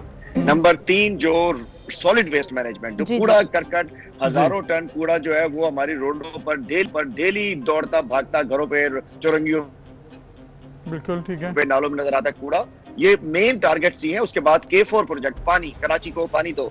नंबर 4 और नंबर 5 कराची की रोड्स, और नंबर 6 कराची का ट्रांसपोर्ट सिस्टम। ठीक है, सही। इसको फर्स्ट, ये हमारे 6 बेसिक, इसमें जो डेवलपमेंट कमेटी है उसके हवाले से भी 6 ये हमारे टारगेट्स हैं, मेन टारगेट्स। और उसके अंदर जो प्रायोरिटी नंबर 1 है वो हम नालों से, सीवरेज से और जो सॉलिड वेस्ट है, जिसकी वजह से जो वो समझिए कि फौरी तौर पे रिहेबिलिटेशन प्लान का हिस्सा है कि जिससे फौरी तौर पर निजात दिलाई प्लान जाए। तो बहुत अच्छा लग रहा है, इंक्रोचमेंट भी कवर हो रही है, उनकी नाले भी साफ हो रहे हैं, सॉलिड वेस्ट मैनेजमेंट भी हो रही है, K4 ट्रांसपोर्ट, ओवरऑल ऐसे लगता है सब कुछ बदल जाएगा। लेकिन इसके लिए इतना बड़ी तब्दीली के लिए बहुत से पैसे चाहिए होंगे, जो कि अभी तो यही कहा जाता है कि पैसे हैं ही नहीं। अगर पैसे नहीं है तो फिर किस तरह से प्लान बनाया, फिर इस पर इम्प्लीमेंटेशन कैसे होगी? अगला तो बहुत बड़ा टास्क ये होगा। देखिए, आप सब लोग शायद भूल गए, चंद माह पुरानी बात है कि कोरोना के लिए 1200 अरब का पैकेज दिया गया था पूरे पाकिस्तान में, और जो बाद में बढ़ा भी था। सिंध में सूबा सिंध के गरीबों को 50 लाख लोगों को 60 अरब रुपए दिए गए थे। 60 बिलियन सिंध के गरीबों को, जो बेचारे वो थे। इस वक्त आपके सोच से ज्यादा इंशाल्लाह बड़ा पैकेज आ रहा है। पैसों की कोई कमी नहीं है, लेकिन पैसे अवाम पे लगने के लिए कमी नहीं है, डेवलपमेंट पे लगने के लिए कमी नहीं है, जिसको ट्रांसपेरेंसी से खर्च हो जाए उसके लिए कमी नहीं है। लेकिन ये जो माल खपे माल खपे माल खपे का नारा होता है कि 10 अरब डॉलर हमें दे दो ताकि हम उसको भी बट्टे खाते लगा दें। अब जो कमेटी है उसमें सिंध गवर्नमेंट भी हमारे साथ है और हम पूरे एतमाद के साथ चलना चाह रहे हैं। हम सिंध गवर्नमेंट की मदद करना चाह रहे हैं, हम उनके साथ मिलकर काम करना चाह रहे हैं, हम सियासत नहीं करना चाह रहे। उस हवाले से कोई इंशाल्लाह आप देखिएगा चंद दिनों में प्राइम मिनिस्टर कराची आएंगे और इतना बड़ा पैकेज अनाउंस होने जा रहा है, शायद वो कहते हैं ना, लोग सोच नहीं रहे होंगे कि क्या इंशाल्लाह बड़ा प्लान होने जा रहा है। शेख साहब, लेकिन जो आपने जिक्र किया कि ये पैसे हैं और पैसों की कोई कमी नहीं है और बड़ा पैकेज अनाउंस भी किया जाएगा, लेकिन वहीं पर जब सिंध की तरफ से ये डिमांड की जाती है कि 10 अरब चाहिए, तो हमारे वज़ीर इत्तलात कहते हैं 10 अरब डॉलर भी हों तो हम इनको ना दें। फिर एग्जीक्यूशन का मामला आ जाएगा। पैकेज तो अनाउंस कर दिया, खुशाइंद है, ट्रांसफॉर्मेशन प्लान भी बना दिया, अब एग्जीक्यूशन कौन करेगा? बहरहाल कराची में हुकूमत तो सिंध में हुकूमत तो पीपल्स पार्टी की है और उसकी मुआवनत के बगैर विफाक डायरेक्टली क्या उस चीज को आगे लेकर चल सकेगी? देखिए, सिंध गवर्नमेंट ने 10 अरब डॉलर ही मांगे हैं, 10 अरब रुपए नहीं मांगे। उन्होंने कहा जब मांगना है तो खुल के मांगो। ये मैं समझता हूँ जो सिंध डेवलपमेंट कमेटी बनी है उसके रूह के एन खिलाफ उन्होंने बात की है। चूंकि जो सिंध डेवलपमेंट कमेटी जो स्टार्ट हो रही है कराची से, उसमें तय हुआ था कि उसमें 5 मदों से सबसे पहले पैसा आएगा और उसके बाद जो शॉर्टफॉल होगी उसको फेडरल गवर्नमेंट पूरा करेगी। 5 मदें जो थी जहां से पैसा आना था उसमें था कि जी फेडरल पीएचडीपी के जो प्रोजेक्ट था, ओवरलैपिंग तो नहीं करनी ना जी। एक रोड नाला सिंध गवर्नमेंट भी साफ कर रही है, फिर हम भी साफ कर रहे हैं, ऐसा नहीं होगा। फेडरल पीएचडीपी, प्रोविंशियल एडीपी, वो पब्लिक प्राइवेट पार्टनरशिप और जो लैंडिंग एजेंसीज होती है, मतलब वर्ल्ड बैंक, एशियन बैंक वगैरह वगैरह वगैरह, उसके अलावा वेरिया टाउन, ये 5 मदों से पैसा आना था। समझिए कि federal PHDP, ADP, public private partnership, loaning agencies और बेरे टाउन के जो सिंध के लिए पैसे उसको कौन सा खर्च सिंध में कैसे खर्च होना है, ये 5 मदों से आना था। 6 मदों में बता दिया, मैंने रिपीट नहीं करूंगा, जाना था। अब सिंध गवर्नमेंट को उन्होंने रूह के खिलाफ बात की कि पैसे हमें दे दो। अरे भाई, कमेटी बनी क्यों है? सुप्रीम कोर्ट के ऑर्डर को फॉलो करते हुए कमेटी बनी है जिसमें फेडरल गवर्नमेंट के नुमाइंदे हैं, सिंध गवर्नमेंट के नुमाइंदे। अभी देखिए, हम कमेटी में हम बड़ा मजबूत चलना चाह रहे हैं। हम चाह रहे हैं कि इसमें ये सिंध गवर्नमेंट आए, हम उनका मदद करें। शेख साहब, ठीक है, आप चाहते हैं कमेटी बैठेगी और भी हो और उसके अंदर नजरदारी भी हो, उसके अंदर कुछ समझे पता भी चले। पहले तो 6,500 7,000 अरब रुपए, 6,500-7,000 अरब 12 साल में सिंध को मिले। हुआ क्या है कि डीएचएस से लेके औरंगी, शेख साहब यहाँ पर एक और पॉइंट है जिस पर बात करनी बड़ी जरूरी है। शेख साहब, डिफेंस सभी डूब गए ना। शेख साहब, यहाँ पर एक और बहुत इंपॉर्टेंट पॉइंट है, ये आपने ठीक कहा, 6-7 हज़ार अरब है, यहाँ पर 10 अरब डॉलर की बात भी हो रही है, कमेटी बने उसके बाद ये मामला हल हो, इसी के लिए कोऑर्डिनेशन हो रही है। 160 अरब की बात भी की जाती थी कि जी 160 अरब जो है वो नहीं मिले सिंध के। विफाक कहता था पैसे नहीं है इसीलिए नहीं दिए जाते, जो कि राइट था। एनएफसी अवार्ड और दीगर इस तरह से जो मद में पैसे मिलते हैं उसके हवाले से ये बात की थी कि पैसे नहीं है, तो फिर इतने पैसे कहाँ से आएंगे? ये इंपॉर्टेंट सवाल है। आप कहते हैं कि पैसों का मसला नहीं है, लेकिन हुकूमत तो ये कहती है पैसे नहीं है, आप कहते हैं पैसों का मसला नहीं है। ये बात कुछ मैच नहीं हो रही। देखिए, माशाल्लाह आप हमारे एंकर्स होते हैं, मैं उनसे रिक्वेस्ट करूंगा कि लाजिम बात, आप अच्छी बात है, जो आवाम के ज़हन में सवाल होते हैं वो आपको लेकर आने चाहिए। लेकिन एनएफसी अवार्ड के तहत जो पैसे मिलते हैं वो होता है कि जो भी टैक्स रेवेन्यू इकट्ठा होता है उसकी शेयरिंग डिवाइड होती है चारों सूबों में और दीगर जगहों पर। इस दफा चूंकि सिंध में नादिरशाही लॉकडाउन लगा दिया गया था, बंद कर दो, ये भी बंद, वो भी बंद, वो भी बंद, सारी इकॉनमी बंद कर दी गई थी। और आपको पता है कि 65% रेवेन्यू पाकिस्तान का कराची से इकट्ठा होता है। जब कराची बंद हो गया तो रेवेन्यूज कम इकट्ठे हुए। 3 क्वार्टर में सिंध गवर्नमेंट को पूरे पैसे मिले, ऑलमोस्ट ज्यादा मिल चुके थे। आखिरी क्वार्टर जब आया जी, कोरोना जब आ चुका तो उसके अंदर पैसे, सुनिए पूरा सुन लीजिए, इसका जवाब सुनिए जी, जी, जी। उसमें जब पैसे कम मिले तो 475 अरब पंजाब को कम मिले, 225 अरब सिंध को कम मिले और 156 अरब बलूचिस्तान मिले, केपी को, और इस तरीके से बलूचिस्तान को।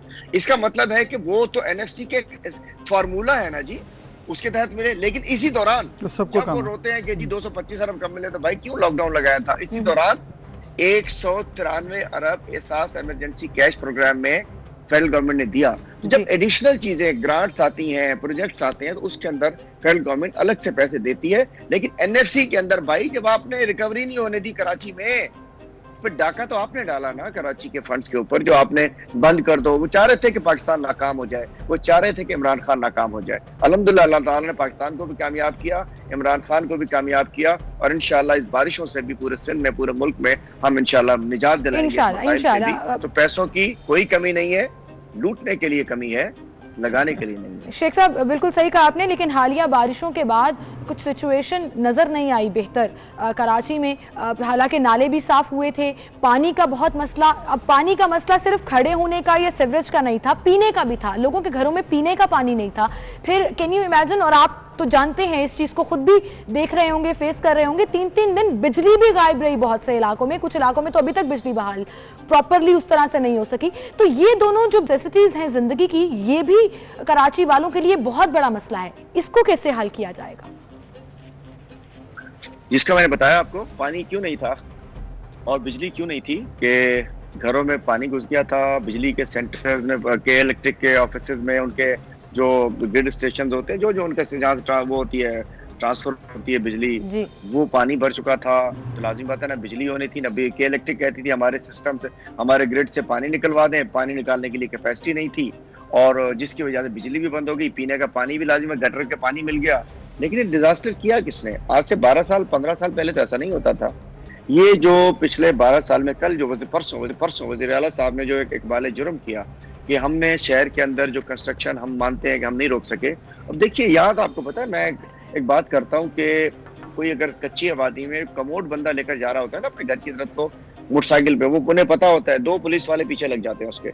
अच्छा भी किसी घर पे जाएगा, जैसे वो अपने कमोड लगाना चाहते हैं, वो कहते हैं कंस्ट्रक्शन हो गई, इलीगल कंस्ट्रक्शन हो गई, माल खप्पे, 500 रुपए, 1000 रुपए। तो ये बिल्डिंगें बगैर सेंट्रल गवर्नमेंट के नहीं बन सकती थी, बगैर केबीसीए के परमिशन के, बगैर डीसी के, बगैर मुख्तार खान के, बिल्कुल ठीक है शेख साहब, ऑब्वियसली ये जब गलत हुआ, केडीए के, ये केएमसी के, डीएमसी के, ये सब मिलके कराची को बेहंगम कंस्ट्रक्शन का शिकार किया गया। सबने मिलकर कराची में चाइना कटिंग कराई, नालों पे कब्जे कराए, इलीगल लैंड अलॉटमेंट कराई, जिसकी वजह से कराची एक बेहंगम तामीरात का जंगल बन गया। और इस वक्त डीएचए की अगर बात करूं, वैसे तो आपको बताता चलूं कि पूरा सिंध इस वक्त, आधा सिंध जो है वो डूबा हुआ है, लोग बंदों के ऊपर हैं, लोग इमदाद के मुंतजर हैं, जो मतलब कहीं वो क्या कहते हैं, सेम नाले टूट गए हैं, कहीं कुछ हुआ है, कहीं कुछ हुआ है। लेकिन डीएचए पानी निकालना था उसने मलीर नदी में कचरा, मलबा। शेख साहब बिल्कुल आपकी बात ठीक है, यहाँ पर मामला एक और भी है शेख साहब, यहाँ पर मामला एक और भी है। आपने कहा है कि ये जब कुछ गलत, ऑब्वियसली जब कुछ इमारत की बुनियाद ही गलत रखी हो तो फिर वो काम बहुत ज़्यादा ख़राब हो जाता है। यही हुआ है कि कोई पूछने वाला नहीं था शायद, इसलिए इंक्रोचमेंट यहाँ तक पहुँच गई। फिर क्या करेंगे? अब ये इतना ज़बरदस्त प्लान जो आप बता रहे हैं, जिसमें सब कुछ ही तकरीबन कवर हो रहा है, अब इसको कवर करने के लिए इम्प्लीमेंटेशन, लोगों को जुमेरात को बड़ी उम्मीद है कि वज़ीर आज़म जब जाएं कराची तो वहाँ पर जाकर ये वादे जब करके आते हैं और प्लान बना कर आते हैं, फिर अमल दरामद कब तक होगा? कुछ टाइम फ्रेम भी देंगे या फिर कह कर आ जाएंगे और फिर आवाम फिर इंतजार करेगी इम्प्लीमेंटेशन कब होती है? टाइम फ्रेम तो मेरा ख्याल है कि एनडीए में जब प्राइम मिनिस्टर ने भेजा था, वो नाले तो 38 नाले थे। जब ये आए हम तो सारे नाले साफ करने आए थे। सिंध गवर्नमेंट ने कहा नहीं जी हम तो कर रहे हैं, 3 आप कर दें, तो साफ किए, लेकिन चौड़े नहीं किए गए। चूंकि चौड़े करने का मैंडेट डिफरेंट है ना, उसको आबादियों को वहां से खाली होना है, कहीं उन्हें बेचारों ने आबाद होना है। चूंकि आज मैं दोबारा आपके जरिए कहना चाह रहा हूँ कि नालों पर बैठे हुए जो गरीब लोग हैं ना, उनका कोई कसूर नहीं है, वो लैंड ग्रैबर्स नहीं है, वो मासूम लोग हैं जिनको बाअसर लोगों ने, सियासतदानों ने, पॉलिटिकल पार्टीज ने, जिला इंतजामिया ने, पुलिस ने, केएमसी ने, डीएमसी ने, वाटर बोर्ड ने अपनी अपनी जमीनों के ऊपर बिठवाया है। तो उन बेचारों को कहीं उनके कंपनसेट किया जाए, कहीं उन्हें जगह दी जाए। तो मैं बता रहा था कि नाले हमने साफ कर दिए थे, लेकिन जब दोबारा बारिश आया तो ज्यादा पानी आया, उसके साथ ज्यादा कचरा भी आ गया और सारे नाले डूब गए और उस पर इलीगल कंस्ट्रक्शन भी थी।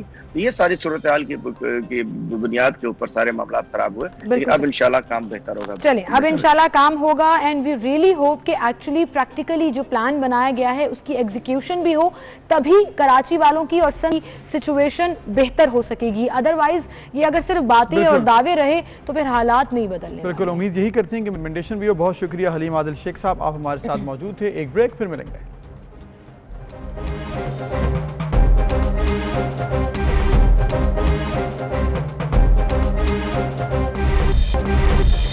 वेलकम बैक नाज़रीन। इस्लामाबाद हाई कोर्ट में आज अहम केसेस की समाअत है। नून लीग की रहनुमा मरीम नवाज अदालत के बाहर तकरीबन पहुंच रही हैं और यहां पर आप देख सकते हैं बड़ी तादाद में कारकुनान पहुंच चुके हैं जो कि इस्तकबाल कर रहे हैं। मरीम नवाज अपनी गाड़ी से बाहर भी निकल चुकी हैं। तो ये अभी इस वक्त मनाज़िर हैं इस्लामाबाद से। बिल्कुल, पार्टी परचम लहराए जा रहे हैं मुस्लिम लीग नून के कारकुनों की तरफ से। उनकी रहनुमा मरीम नवाज अब से कुछ ही देर में इस्लामाबाद हाई कोर्ट पेश होंगी। मरीम नवाज काफिले की सूरत में हाई कोर्ट की तरफ जा रही हैं और इस वक्त इतलात के मुताबिक उनका काफिला बाराकहू पहुंचा है, जहां पर कारकुनों की एक बड़ी तादाद मौजूद है जो अपने कायद के साथ साथ चल रही है। मरीम नवाज आज अहम केसेस की समाअत के लिए लाहौर हाई कोर्ट आ रही हैं, जिसमें एवनफील्ड केस भी है, अल अजीजिया फ्लैगशिप रेफरेंस, और इन तमाम केसेस पर आज समाअत होगी। जबकि नवाज शरीफ साहब की तरफ से इस समाअत पर इस्तिस्ना की दरख्वास्त दायर की गई थी, जबकि मरीम नवाज और कैप्टन सफदर ज़ाती हैसियत में आज पेश होंगे अदालत में और इस समाअत के दौरान वो अदालत में मौजूद रहेंगे। 11 बजे का वक्त हमारे रिपोर्टर के मुताबिक बताया जा रहा था, बट ये तो मुझे ऐसा लग रहा है अबू सर कि पूरा एक पावर शो है। मतलब कारकुनान सड़कों पर मौजूद हैं, बड़ी तादाद में गाड़ियां साथ साथ जा रही हैं, एक पूरा काफिला है जो हाईकोर्ट की तरफ जा रहा है। और जैसे कि हर दफा ऐसी होता है, किसी ने ना मास्क पहना हुआ है ना कोई सोशल डिस्टेंसिंग है, जैसे कोरोना दूर भाग चुका है, SOP की भरपूर खिलाफ वर्जी। यानी ये तो शायद इनकी कंसिडरेशन में भी नहीं होगा, लेकिन इस वक्त सिचुएशन जो नज़र आ रही है वो यही है कि एक बार फिर वही सूरत हाल बनाई जाए इंटेंशनली या अनइंटेंशनली। मुझे लगता है ये मामला ख़राब होते जाते हैं, क्योंकि आपको याद होगा लास्ट टाइम जब लाहौर में पेशी हुई तो जब बहुत ज़्यादा लोग आपके आ जाते हैं अदालत में या फिर कोई भी नैब की कार्रवाई के लिए पहुँचते हैं, तो फिर क्या होता है कि छोटी सी गलती किसी साइड से भी हो जाए, चाहे वो पुलिस या सिक्योरिटी या फिर आपकी पार्टी के किसी कारकुन की तरफ से छोटी सी गलती हो जाए, उससे फिर पूरा शहर जो है वो जैम हो जाता है, पूरा शहर जो है वो सब लोग सफर करते हैं। वो एक रिफ्ट की जो सिचुएशन है ना, वो बहुत ज़्यादा कभी कभी हालात और सिचुएशन ख़राब भी कर देती है। और आज तो इस्लामाबाद में पेशी है और मरी से मरीम नवाज जो है वो रवाना हुई थी और फिर काफिले की सूरत में लोग जो हैं वो ऐड होते गए। और उस वक्त हमने देखा कि कारकुन थे, गुलपाशी भी की उन्होंने मरीम नवाज की गाड़ी पर इतनी बड़ी तादाद नहीं थी। लेकिन इस्लामाबाद पहुंचकर तो ये मजमा आप देख सकते हैं जो काफिले की सूरत में आगे बढ़ा है और कारकुनों की बड़ी तादाद। एंड यूर राइट, मतलब कोई ऐसा कारकुन नज़र नहीं आ रहा जिसने मास्क पहना हो या कोविड-19 के SOPs को फॉलो किया हो। ऑल्दो लोग गाड़ी के ऊपर, ये मरीम नवाज की गाड़ी है जो आप स्क्रीन पर देख रहे हैं, जिस पर फूल पड़े हुए हैं और कारकुनान उनकी गाड़ी के साथ साथ जो है वो आगे बढ़ रहे हैं और पार्टी परचम भी हमें नजर आ रहे हैं, फुल बलबले में नजर आ रहे हैं, जोश में नजर आ रहे हैं। वरीद चौधरी से हम जानते हैं, नुमाइंदा हमारे वहाँ पर मौजूद। वरीद बताएगा इस पर क्या सिचुएशन है, सिक्योरिटी के इंतजाम कैसे हैं, कोई काफिला बड़ा है? देखिए, जो नायब सदर मुस्लिम लीग की मरीम नवाज वो आज इस्लामाबाद हाई कोर्ट में वो पेशी के लिए जा रही है। तो मरी से जो काफिला है उसके हमरा मरीम नवाज इस वक्त बाराकहू तक पहुंच चुकी है। जो अठाल चौक है उससे इस वक्त कारकुनान की एक बड़ी तादाद यहाँ पर मौजूद है और जो मरीम नवाज है उनका इस्तकबाल किया जा रहा है गुलपाशी की जा रही गाड़ी पे। और आपको ये बताते चलें कि अब से थोड़ी देर पहले उठाल चौक पहुंचने से पहले जो बाराकहू रोड है वहां पर मरीम नवाज ने अपनी गाड़ी से बाहर निकलकर जो कारकुनान है उनके नारों का जवाब दिया और हाथ हिलाकर जो कारकुनान है उनको उनके नारों का जो जवाब दिया। इस वक्त बहुत बड़ी तादाद जो कारकुनान की है वो बाराकहू चौक पर मौजूद है और जो ट्रैफिक है वो चूंकि एक ही तरफ उसका जो आने और जाने का जो रास्ता है, जो आंदोलन है, वो ट्रैफिक पुलिस की जानिब से जो है वो की गई है। इस वक्त सिक्योरिटी के खासे सख्त इंतजाम है, लेकिन इसके बावजूद जो कारकुनान है वो बड़ी तादाद में इस वक्त मौजूद है।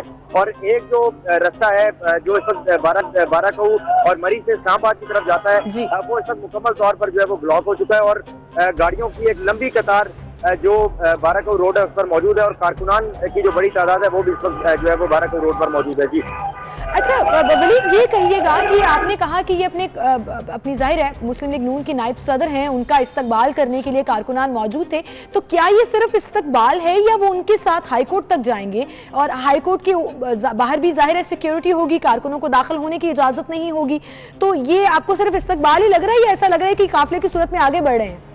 जी बिल्कुल, देखिए जो मरी से जब मरीम नवाज रवाना हुई तो उनके साथ जो मरी के जो कारकुनान थे और जो कायदीन है वो उनके हमरा थे। इस वक्त जिसमें मैंने पहले आपको बताया कि गाड़ियों की एक लंबी कतार इस वक्त मरीम नवाज के हमरा है, और चूंकि जो ये 12 काऊ का रास्ता है इस पे अमूमन जो ट्रैफिक है वो बहुत ज्यादा रहती है, तो इस वक्त एक तरफ यकतरफा जो ट्रैफिक है उसी रोड को जो है वो आने और जाने के लिए इस्तेमाल किया जा रहा है। जो ट्रैफिक पुलिस एहलकार है उन्होंने एक रास्ता जो इस्लामाबाद जा रहा है उसको सिर्फ आने की ट्रैफिक के लिए जो है वो खोला था। तो इस ठीक है वलीद, आपने बताया सिचुएशन इस वक्त ऑब्वियसली यहाँ पर इस्तेमाल के लिए लोग मौजूद। ये बताएं कि वहाँ पर जो इस्लामाबाद हाई कोर्ट है उसके बाद सिक्योरिटी के क्या इंतजाम हैं? कोई और भी लीडर मौजूद हैं मरीम नवाज के साथ जो कि जाएगा, और अगर कोई मामला ख़राब होता है उसको हैंडल करने के लिए क्या इंतजामिया तैयार है? देखिए जो इस वक्त वफाकी पुलिस एहलकार हैं, ट्रैफिक पुलिस एहलकार हैं, इसके अलावा एफसी के एहलकार हैं और रेंजर्स की जो गाड़ियाँ हैं वो यहाँ पर मौजूद है। कोशिश ये की जा रही थी कि जो कारकुनान है उनको ये कहा जाए कि जो रास्ता है उसको एक तरफ या एक ट्रैफिक के लिए जो है वो खुला रखा जाए, लेकिन कारकुनान की इस वक्त तादाद जो है वो बहुत ज़्यादा है और जो एक रोड है वो मुकम्मल तौर पर इस वक्त बंद हो चुका है और जो दूसरा रास्ता है वो आने जाने की ट्रैफिक के लिए खुला हुआ है। तो इस वक्त जो गाड़ियां हैं उसमें बहुत जो सीनियर कायदीन है वो भी मौजूद हैं, जिसमें साबिक सेनेटर अब्बास हाफिजी मौजूद है। इसके अलावा रावलपिंडी से साबिक एमएलए मलिक शकील अवान है। इसके अलावा जो इस्लामाबाद की क़यादत है जिसमें साबिक उम्मीदवार थे इस्लामाबाद के हल्का N53 के राजा वकार, वो चूंकि इस पूरे इस्तकबालियों को लीड कर रहे थे, तो यहाँ पर जो कारकुनान है वो मौजूद है और बड़ी सुस्त रफ्तारी से जो गाड़ियाँ हैं वो आगे। ठीक है, शुक्रिया वलीद, आपने बताया तमाम सिचुएशन। इस वक्त उम्मीद हम ये कर रहे हैं कि ये सिर्फ इस्तकबाल हो और कन्फ्रंटेशन की तरफ बात ना जाए, क्योंकि अगर इंतजाम बेहतर हैं, कुछ समझाने वाला हो, बड़े लीडर वहाँ पर मौजूद हों और जो कारकुनान को पीछे कह दें कि भाई यहीं पर रुक जाओ। बड़े लीडर से आपकी क्या मुराद है? मतलब सीनियर जो लीडरान होते हैं आपकी पार्टी की आदत है पार्टी की, वो अगर मौजूद होगी तभी संभालेगी, वरना अगर छोटा सा मसला हो जाए मामला खराब हो सकता है। क्योंकि बहरहाल हाई कोर्ट में दाखिल होने की इजाजत तो नहीं होगी इतने बड़े कारकुनों को, और सिक्योरिटी भी वहाँ पर मौजूद है, इतनी बड़ी तादाद में लोग जा सकेंगे या नहीं जा सकेंगे ये अब सिचुएशन पे डिपेंड करता है और अब से कुछ ही देर में ये वाज़ेह भी हो जाएगी। एनीवेज जी मूविंग ऑन और अगली खबर की तरफ चलते हैं और अब जरा पंजाब में जनूबी पंजाब का जिक्र कर लेते हैं। वज़ीर आला पंजाब सरदार उस्मान बुज़दार ने कल जनूबी पंजाब में 12 सेक्रेटरीज की तैनाती की मंजूरी दे दी है। महकमा services and general administration department को नोटिफिकेशन बाकायदा इस तौर पर जारी कर दिया गया है। जी, और ये बहुत बड़ा स्टेप है और जिसका इंतजार किया जा रहा था। वज़ीर आला पंजाब की जानिब से जिन 12 सेक्रेटरीज को तैनात करने के लिए कहा गया है उनमें secretary services, secretary wildlife, secretary आबपाशी, सेक्रेटरी एनर्जी, सेक्रेटरी मवासलात और सेक्रेटरी स्पोर्ट्स जनूबी पंजाब समेत दीगर 6 सेक्रेटरीज शामिल हैं, जो कि एक बहुत बड़ी और पॉजिटिव न्यूज़ है फॉर जनूबी पंजाब। बिल्कुल, ये एक बड़ी डेवलपमेंट है, खुद मुख्तारी की तरफ एक स्टेप भी है एंड आई थिंक उन लोगों को एम्पावर करने के लिए डिसीजन वाइज ये बहुत ज़रूरी भी था। वज़ीर आला पंजाब ने इस हवाले से कहा कि तैनात होने वाले सेक्रेटरीज जनूबी पंजाब में ही बैठेंगे और मुकम्मल इख्तियारात के साथ अफसरान फ़राइज़ सर अंजाम देंगे, जो कि बहुत ज़्यादा ज़रूरी भी है और यही इसका मकसद था कि पावर्स वहाँ शिफ्ट की जाए, वहाँ के लोगों को मसाइल लेकर लाहौर ना आना पड़े, मेन जगह जो कैपिटल है पंजाब का वहाँ ना आना पड़े, जबकि जनूबी पंजाब में अलग सेक्रेटरीज तैनात करने से मसाइल आवाम की दहलीज पर ही हल हो जाएंगे। जी, और इसके साथ साथ जैसे कि आपको मालूम है कि एडिशनल आईजी पंजाब जो है उनको भी तैनात किया गया था फॉर जनूबी पंजाब, ये भी एक अच्छी चीज़ है। इसके अलावा एक और हम लोगों ने चीज़ देखनी है कि इसके साथ जो सेक्रेटरी तैनात किए गए हैं उनके लिए स्टाफ कब तक तैनात होगा, क्योंकि जब तक स्टाफ नहीं मौजूद होगा तब तक इस पर प्रॉपर इंप्लीमेंटेशन और वर्किंग नहीं हो सकती। और कुछ रोज़ पहले पंजाब हुकूमत ने यह भी कहा था कि जनूबी पंजाब सेक्रेटेरिएट का अब अपना तरक्याती बजट भी होगा, जो कि एक और अच्छी न्यूज़ होगी। पंजाब हुकूमत ने तरक्याती बजट अलग से तैयार करने की मंजूरी भी दी हुई है और जनूबी पंजाब का जो तरक्याती बजट है वो आबादी के तनासुब से मुख्तस किया जाएगा और उसी फार्मूला के तहत वो बजट लगाया जाएगा। पंजाब हुकूमत ने जनूबी पंजाब सेक्रेटेरिएट के क़याम के बाद जनूबी पंजाब के शहरों के लिए अलग से डेवलपमेंट बजट मुख्तस करने का भी फैसला किया था, लेकिन नए माली साल में जनूबी पंजाब का तरक्याती बजट पंजाब के बजट से अलग कर दिया जाएगा। फिर प्लानिंग एंड डेवलपमेंट डिपार्टमेंट की अगर बात करें तो जनूबी पंजाब अपना बजट खुद बनाएगा और ये कहा गया कि साउथ पंजाब के लिए रवा माली साल में 35% डेवलपमेंट फंड मुख्तस किया गया था, लेकिन साउथ पंजाब सेक्रेटेरिएट के क़याम के बाद उनका तरक्याती बजट अब अलग से बिल्कुल सेपरेटली 35% नहीं होगा, अलग से एक नए फार्मूले के तहत मुरत्तब किया जाएगा। जी, तो ये हम उम्मीद करते हैं कि ये जो प्लान्स बनाए गए हैं और जो एक तरीकाकार रखा गया है सेपरेट बजट का, सेपरेट सेक्रेटेरिएट का, सेपरेट आईजी ऑफिस का, और इसके साथ साथ जो मामलात बनाए गए हैं कि इसको कैसे मैनेज करना है, तो ये एक बहुत अच्छी और पॉजिटिव खबर है। और हम उम्मीद करते हैं कि जो भी मामलात पंजाब के और खुसूसी जनूबी पंजाब के थे एडमिनिस्ट्रेटिवली अगर बात की जाए तो ये अब इस फैसले से हल हो जाएंगे। But Abu sir, do you think कि it is one step ahead एक सेपरेट प्रोविंस के लिए, क्योंकि ये हुकूमत और तहरीक इंसाफ का बहुत बड़ा नारा रहा है कि हम एक सेपरेट स्टेट बनाएंगे। बिल्कुल, ये बहुत मेजर स्टेप है, और अगर ये मेजर स्टेप ले लिया जाता है जो कि बहुत बड़ी हर्डल होती है सेक्रेटेरिएट बनाना, जो कि बेसिकली एडमिनिस्ट्रेटिवली आपने सूबे को अलग से एक राइट्स दे दिए, जो कि बहुत पॉजिटिव और मेजर स्टेप लिया गया है। बिल्कुल, एंड आई थिंक ये उनको एम्पावर करने के लिए, साउथ बेल्ट के लोगों को और उस तमाम एरिया को एम्पावर करने के लिए बहुत जरूरी था। We really appreciate it. लेकिन फिलहाल हमें चलना है एक ब्रेक की तरफ। ब्रेक लेते हैं, फिर हाजिर होंगे।